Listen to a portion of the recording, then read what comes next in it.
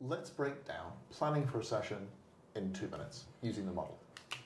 Cool. So you start with goal. Always start with goal to figure out what is it that we want to achieve with this session. I'd also ask the why. Yep. And then I would start to ask the next question. Yeah. So then we move on to the design of the session. The how. I would ask the number of people. I'd think about the time.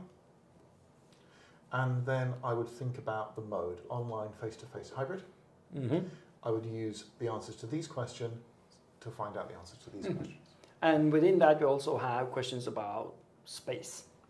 Yes. Yeah. Okay, so given that, what's next? Methods.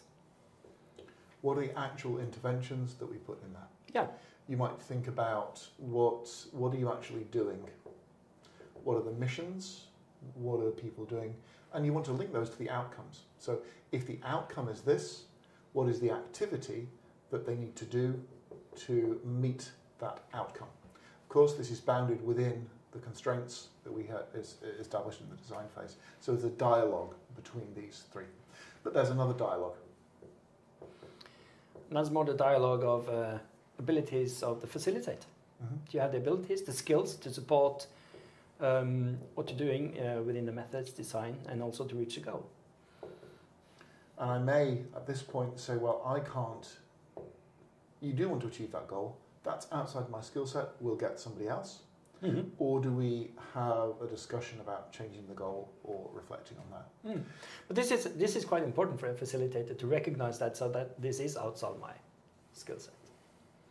But it's not just the facilitator where there are bounds that are less easily tieable, downable. You're right. Social context. Yes. So social context could go to the participants, the group. It could even be the situation or the organization. There's some information that's useful to know. And it could also, of course, affect the facilitator. This could be individuals who maybe for accessibility reasons aren't able to take part in certain activities. It could be that there's an opportunity, there's something really good happening in the organisation. But for me, I always check the news headlines in the morning just to make sure there's nothing that people are going to be distracted in before we start the day. That's also a good practical tip. And that links back, of course, to the goal. Yeah. So that's a structure for how to plan a session, and broke down in just about 2 minutes. A little bit more.